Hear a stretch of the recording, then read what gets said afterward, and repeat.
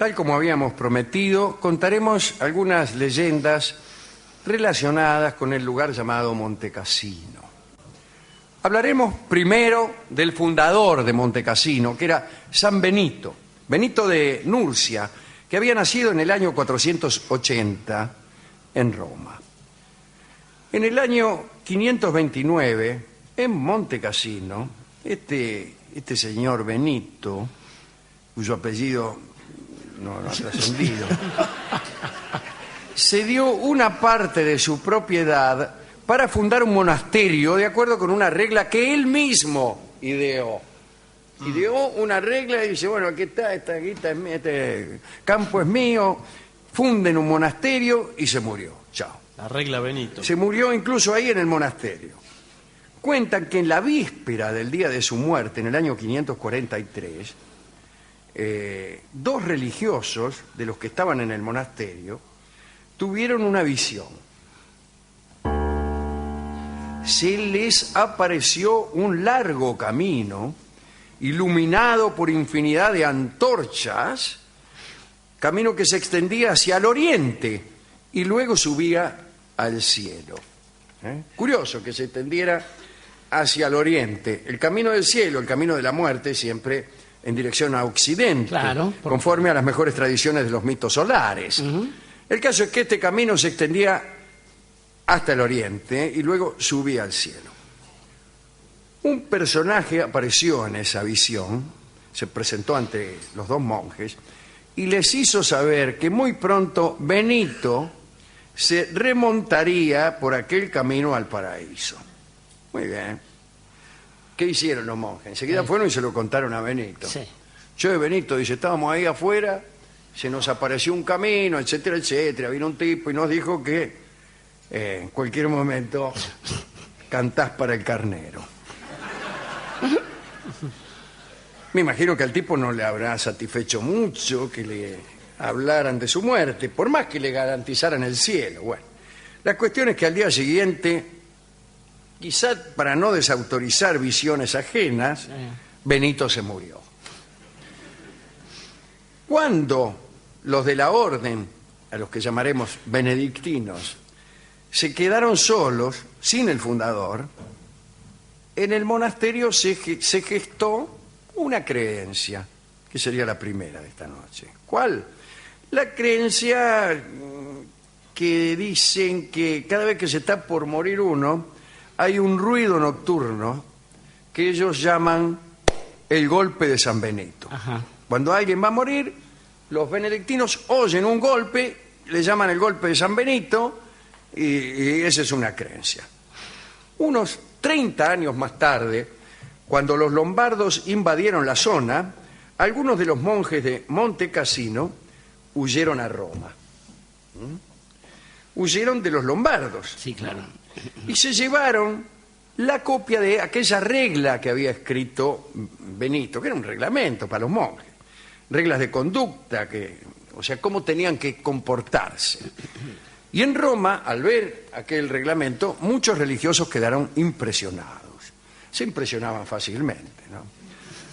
Y desde allí comenzó a promoverse la regla benedictina, incluso como norma de todo el monaquismo, como norma de todos los monjes de Occidente. Regla que dice que los monjes debían pasar el tiempo entre el trabajo manual y la lectura de obras sagradas. Y eso cuando no estaban asistiendo a los servicios. Debían practicar constantemente el silencio. Mascullar era el peor pecado. Los monjes solo podían tener consigo 2 túnicas, un cuchillo, un tintero y unas tabletas para escribir, que no sé lo que serán plumas. Fuera de eso no existía la propiedad individual. Los lechos eran revisados a diario en busca justamente de posesiones privadas e ilegales. Se castigaban las infracciones, aquellas reglas, mediante el retiro de la comunión, es decir, la excomunión. El abate y los hermanos más ancianos y más sabios trataban luego de que te excomulgaban de reconciliar al excomulgado. ¿Entendés? Primero te excomulgaban. Después venía el abate y decía, che, dale, qué sé yo. Bueno. En alguna ocasión, cuando había que atender a algún excomulgado, se usaba el flagelo. ¿Qué quiere decir flagelo? El látigo. Sí, sí. Pero más allá de las famosas reglas de San Benito, en Monte Cassino parece que sucedía algo muy interesante. Y aquí hay otra creencia, la segunda. Todos, y esto lo opinaba incluso el Papa Gregorio, todos los que morían en Monte Cassino conseguían la salvación. Atención, lo repito. Si vos te morías en Monte Cassino, no podías irte al infierno. Bueno. Por más que fueras, qué sé yo, un degenerado, ¿no? No ibas al infierno. Bueno, esta orden religiosa que aseguraba la salvación eterna se extendió muy pronto a otras naciones, cuyos reyes se persuadieron de que era muy conveniente proteger a una institución que les aseguraba un sitio en el paraíso sin mayor esfuerzo. Así, en las gestas del rey Dagoberto, aparece como fundando unos edificios y declarándolos extensiones subsidiarias del monasterio de Monte Cassino. Y entonces él tenía pensado morirse ahí, y efectivamente se murió ahí Dagoberto. Estaba muy lejos de Monte Cassino, pero él dijo, estos edificios son subsidiarios de Monte Cassino. Una embajada, digamos. Claro. Y algunos dicen que no, porque para morirse y para salvarse hay que ir a Monte Cassino, al verdadero. Bueno, no las imitaciones que construyó Dagoberto. Un caso opuesto al de Dagoberto es el de Carlos Martel, nombre de cantor, ciertamente, porque es una mezcla de Carlos Gardel y Julio Martel. Una mezcla imposible, por otra parte. Bueno, algunos entendidos aseguran que fue condenado Carlos Martel en cuerpo y alma por haber dado a sus caudillos sitios benedictinos, locales benedictinos, en recompensa por sus servicios. El obispo de Lyon, llamado Auxerre, estando un día orando y parece que se le apareció un ángel y lo condujo a los infiernos. Y allí vio a Carlos Martel en medio de espantosos fuegos. Así que, efectivamente, si este hombre lo vio, sí, claro, está comprobado que Carlos Martel está en el infierno, fue condenado, ¿no? Al regresar de su travesía, el obispo de Lyon contó la revelación que tuvo a Bonifacio, que era el obispo de Maguncia. Che, ¿sabés lo que me pasó? Dice, estaba rezando, viene un ángel, me llevó al infierno y adiviná a quién vi ardiendo a los perros. No, a Julio Martel. No, a Carlos Martel. Qué cantor, le dice. Bueno, entonces Bonifacio, que era el obispo de Maguncia, pidió que se abriera el sepulcro de Martel para ver si el cuerpo estaba ahí, para ver qué pasaba. Se abrió el sepulcro y vieron que en el fondo estaba quemado el sepulcro y que salió de él una gran serpiente entre una nube de humo hediondo. No faltaba nada. No le basta con ser malo, decía, ¿no? Eso si alguna duda teníamos acerca de la condena de Carlos Martel, aquí ha sido disipada. Y finalmente, para cerrar este informe, la historia que nos interesaba. A ver. Todo esto que he contado no tiene importancia, pero esto sí. Había un señor llamado Carlo Tagliaferre, que era un pecador consumado. Había nacido en 1546 en la Toscana. Tagliaferre era ladrón. Participaba en peleas de todo tipo, generalmente como consecuencia de discusiones de tabur. Por los dados había matado a un hombre, pero en la disputa parece que quedó malherido, Carlo. Entonces, enterado de las bondades de Monte Cassino, Tagliaferre emprendió el viaje hasta allí. Quería entrar y morir en aquel sitio. Pues ya vio que estaba listo y dice, bueno, pues ahí me muero, cuanto menos no voy al infierno. Dice la crónica que llegó a la abadía hecho un despojo. Sí. Los abates vieron a aquel hombre y cerraron la reja. Lo vieron venir y cerraron la reja. Vida Mirá, cristiana. mirá si será, ¿no? Y eso que no sabían que el tipo era un malandra. Pero igual cerraron, porque eran malos. Taliaferre pidió que lo dejaran pasar, pero le negaron el pedido y lo dejaron moribundo afuera. ¡Ábranme!, decía el tipo. Hasta que se cansó y no insistió más. Y realizó el siguiente movimiento. Pasó un brazo a través de la reja para ver si con solo una porción de su cuerpo, dentro de un lugar tan santo, conseguiría el cielo. Y así murió, con un cacho de él mismo dentro de Montecassino.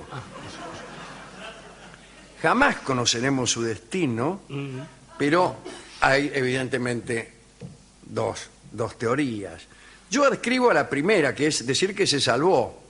Primero para que un tipo salga o se considere fuera de Montecassino, me remito a las reglas de la FIFA, tiene que estar...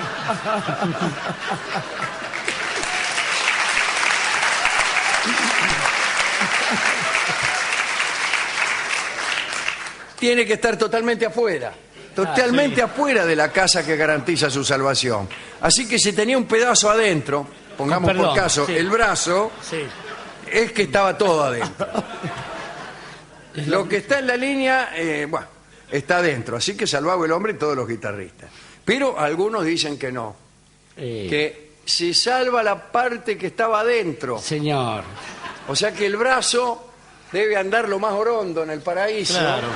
entre los bienaventurados, Agarrando cosas. y el resto de Taliaferre, manco en el infierno. Mano suelta el hombre, claro. O puede ser también, dicen algunos, que todavía esté Taliaferre en el purgatorio, a la espera de una resolución favorable del Tribunal de Penas. Así que ese es todo un asunto, ¿no? Y bueno, una salvación parcial puede ser. Mm, No, hay salvaciones toma solo parciales, dejas, sí, ¿Cómo claro. es? Va Salvación parcial. la mitad al cielo, la mitad al infierno. Pero si la salvación es por la fe, el tipo demostró el por tipo lo mostró menos largamente, sí, tener sí. fe. No sé. ¿Y después qué le cuesta? Sálvelo. Ya está, uno más, uno menos, escúcheme. Bueno. Es más, un error ahí arriba, vamos.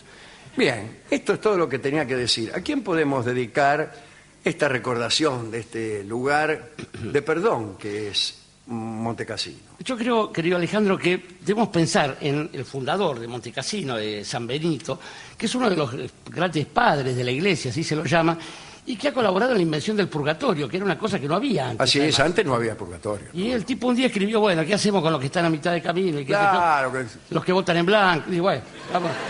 era purgatorio. Claro, purgatorio y se queden ahí y después vemos. Después de la Después segunda vemos, vuelta claro, vemos qué claro. pasa. Entonces, y además, San Benito tiene una bella historia, Alejandro, que es que a San Benito se lo considera el patrono de los espeleólogos, de los aventureros, de, bueno, mucha gente.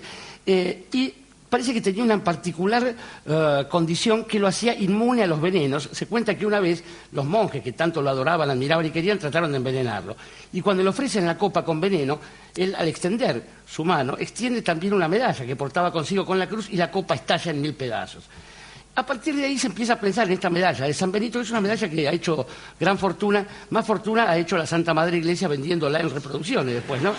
Sí, Pero también, digamos que la invención del purgatorio sirvió para aumentar mucho la recaudación. Pero justamente- Ya que uno podía rezar Y por acortar las el almas tiempo del purgatorio y comprar indulgencias y acortar el tiempo tiempo de de estadía. permanencia de sus muertos queridos. bueno, el asunto es que en esta medalla había varias letras aparentemente sueltas, pero en una de ellas estaba la famosa fórmula Vade retro Satán, ¿no? Que dice retrocede, Satanás, que mi alma no sea víctima del dragón, etcétera, etcétera. Medalla que servía para que si uno estaba muy sometido a los embates del maligno, mostrando la medalla esa pudiera zafar.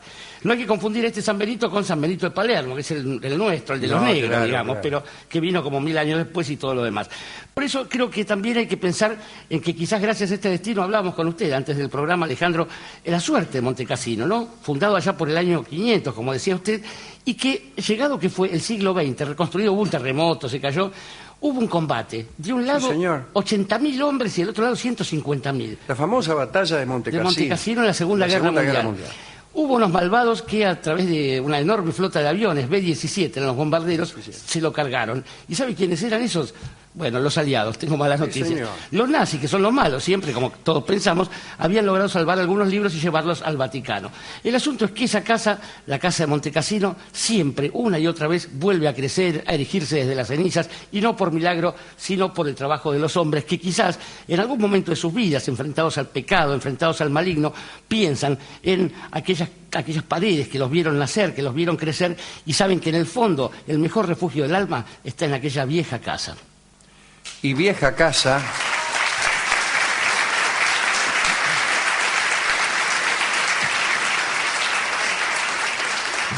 Vieja casa es el valsecito que escucharemos inmediatamente en la voz de don Edmundo Rivero. Adelante.